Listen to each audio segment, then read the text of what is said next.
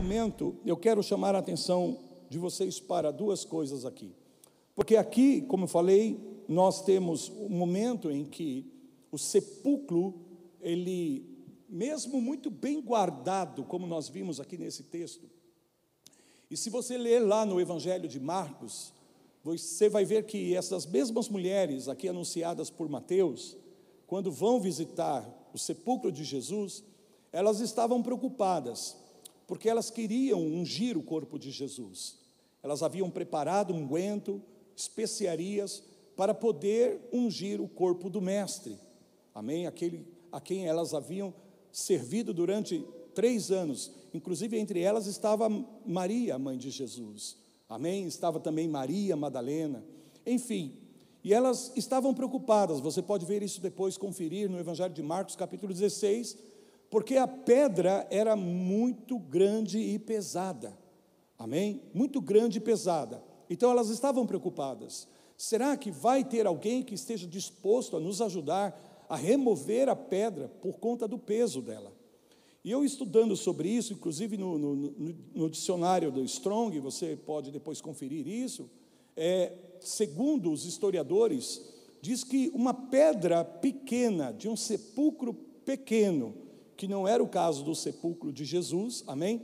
Mas tendo apenas como uma referência, para você ter noção, para você ter uma ideia, os historiadores diziam que uma pedra pequena, de um sepulcro pequeno, era necessário 16 homens no mínimo para movê-la, 16 soldados, amém? Pessoas preparadas, fortes para poder fazer isso, ou pessoas que pelo menos estavam acostumadas, né, a um trabalho mais pesado.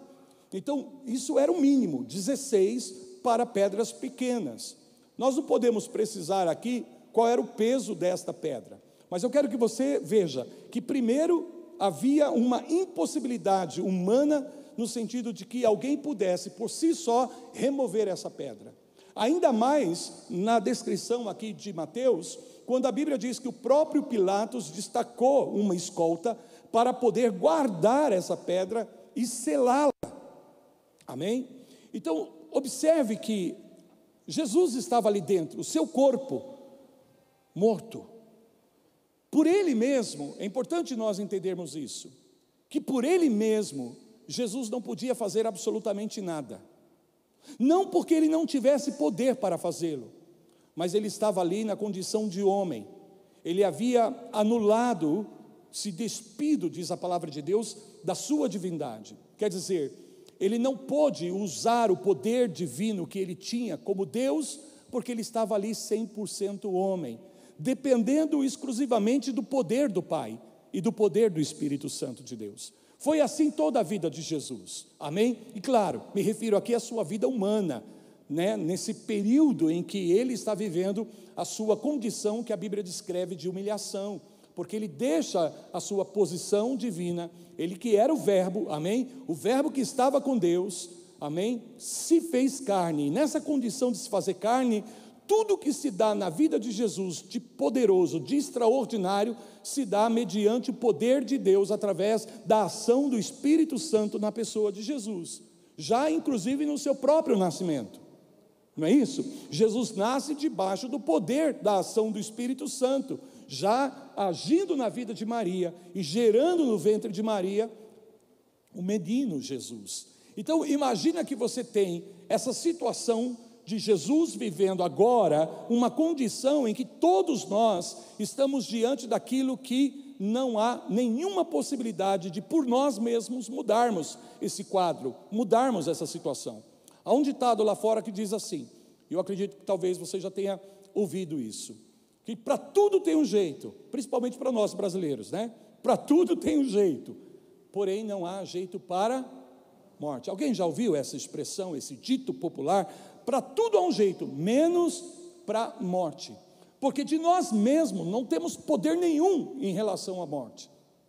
E eu quero que você entenda que Jesus agora está confinado dentro de um sepulcro, tomado pela morte, e ele por si mesmo não pode fazer absolutamente nada, apesar de ser Deus. Ele está num corpo mortal, e ele tem que viver esse estado, ele tem que viver essa condição, para que de fato Ele possa ser o nosso Salvador, para que possa acontecer essa identificação com o homem, porque Ele seria então o sumo sacerdote, o nosso perfeito mediador, o nosso intercessor, porque Ele conhece as limitações. Então eu quero que você veja esse quadro. Jesus estava morto, o seu corpo no sepulcro, selado por fora, de maneira que nada entrava e nada saía. Amém?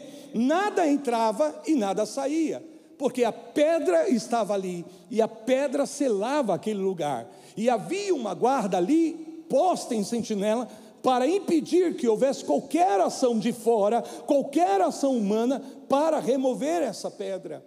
Porém, o que acontece? Parece que não há forma de sair dessa situação, e parece que também não há forma de Deus entrar nessa situação de fora para dentro, mas é exatamente isso que acontece. Vem o poder de Deus do alto dos céus, amém? E a palavra do Senhor declara que um grande terremoto acontece nesse momento, e a pedra por si só, pelo poder de Deus, foi removida. Por quê? Porque lá dentro o poder de Deus já estava operando para levantar o corpo morto de Jesus no terceiro dia, que é o dia da ressurreição. O poder de Deus levanta o corpo, aleluia, sem vida de Jesus, mas o poder de Deus também abala as estruturas físicas, naturais, para remover aquela pedra natural, aquela pedra física, para que a vida ressurreta possa ser expressada e manifestada à humanidade. Você pode aplaudir ao poder da ressurreição, o poder de Deus, o poder do Espírito Santo. E é diante desse poder, amados, que não há absolutamente nada impossível para nós.